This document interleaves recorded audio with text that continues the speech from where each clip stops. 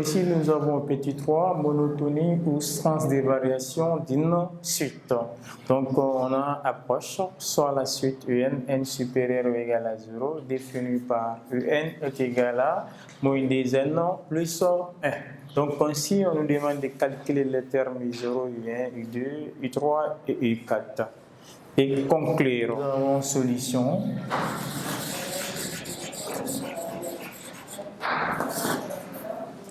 Calculons U1 et calculons U0. U1, U2, U3 et U4. Donc, on a UN est égal à moins 2n plus 1. Donc, pour calculer I0, nous allons supposer que n égale à 0. Donc, on va dire pour n égale à 0, nous allons remplacer tous les n par 0. C'est-à-dire là, on va avoir I0 égale à moins 2, facteur de 0 plus 1. J'ai remplacé n par 0. Donc, si n égale à 0, on va avoir I0 égale à moins 2, facteur de 0 plus 1. Donc, la valeur de I0 sera égale à 1. Donc, nous avons la valeur de I0. I0 est égal à 1. Donc, on va chercher U1 aussi. Donc, en supposant que n est égal à 1. Donc, si n est égal à 1, on va remplacer tous les n par 1 dans notre expression UN. Donc là, nous allons avoir 1 parce qu'on a UN, le n est égal à 1, on remplace n par 1 et on va avoir moins 2 facteur de n plus 1.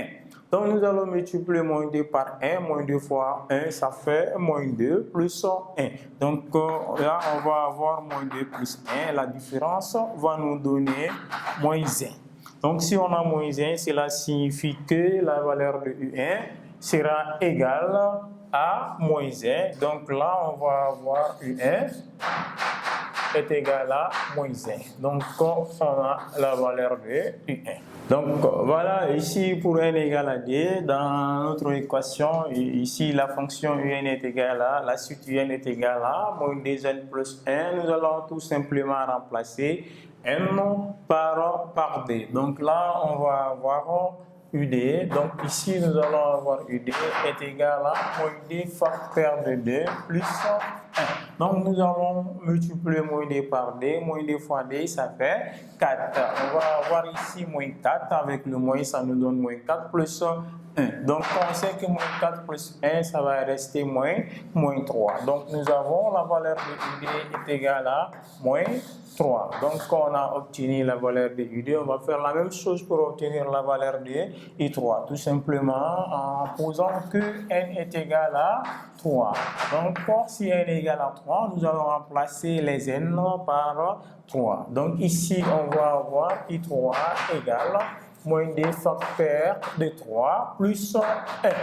Voilà, j'ai remplacé les n par 3. En remplaçant les n par 3, on va avoir I3 égale à moins 2 facteur de 3 plus 1. Donc nous avons multiplié moins 2 fois 3. Moins 2 fois 3, ça fait moins 6. Et là, on va avoir moins 6 plus 1. Donc moins 6 plus 1, la différence va nous donner moins 5. Donc ici, nous allons avoir moins 5 et l'expression de I3 sera égale à moins 5. Donc, après, nous avons pour n est égal à 4. Pour n égal à 4, nous allons chercher la valeur de I4. Et là, nous allons avoir I4 sera moins 2 facteur de 4 plus 1. Donc, on va avoir moins 2 fois 4. Moins 2 fois 4, ça fait moins 8. On va avoir moins 8 plus 1. Donc, moins 8 plus 1 est égal à moins 7. Donc, l'expression de I4 sera égale à moins 7. On vient de calculer U0, U1, U2, U3, U4. On nous demande de calculer U0, U1, U2, U3 et U4 et conclure. Pour conclure ici, si on regarde la valeur de U1, donc la valeur de U0, on voit que la valeur de U0 est égale à 1. Qui est positif, mais la valeur de U1 est égale à moins 1, qui est négatif, la valeur de U2 est égale à moins 3 aussi, qui est négatif, et la valeur de U3 est égale à moins 5, qui est négatif, la valeur de U4 est égale à moins 7, qui est négatif. On voit que de U0 à U7, les valeurs sont décroissantes. Donc là, on remarque que pour tout n supérieur ou égal à 0, la suite UN est une suite décroissante. Donc, on dit on remarque que pour tout n supérieur ou égal à 0, la suite UN est la suite UN est une suite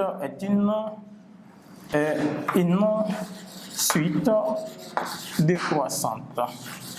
Une suite décroissante. Voilà, donc c'était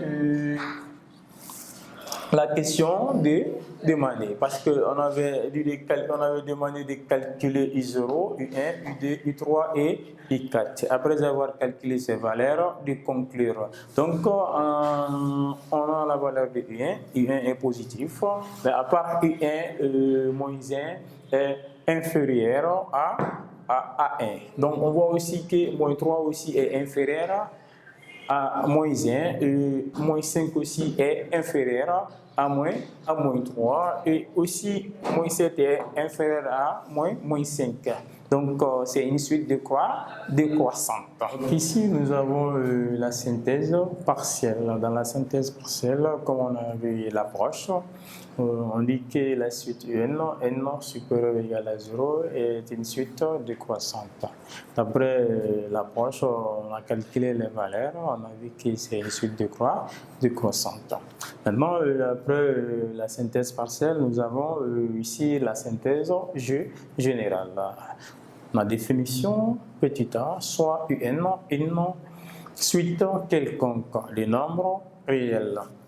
La suite UN est croissante, respectivement strictement croissante, à partir du rang N0, lorsque nous avons UN plus 1 supérieur ou égal à UN, respectivement UN plus 1 strictement supérieur à UN, pour tout n supérieur ou égal à N0. Et nous avons ici déjà tiré la suite UN est décroissante, respectivement strictement décroissante à partir du rang N0, lorsque UN plus 1 est inférieur ou égal à UN, respectivement UN plus 1 strictement inférieur à UN, pour tout n supérieur ou égal à N0.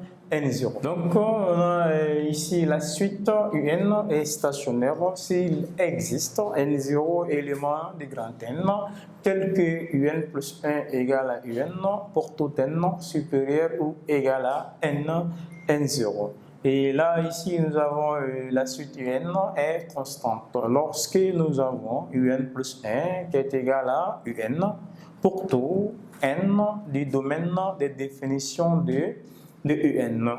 Donc ici, nous avons la suite UN est monotone. La suite UN est monotone si elle est croissante ou décroissante à partir du rang N0.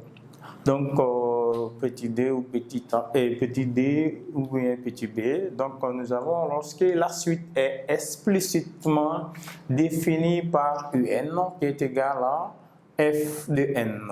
UN est égal à f de n, alors on étudie l'essence de variation de la fonction f sur R+. Ainsi, si f est croissante, alors UN est croissante. Si f est décroissante, alors un est décroissant.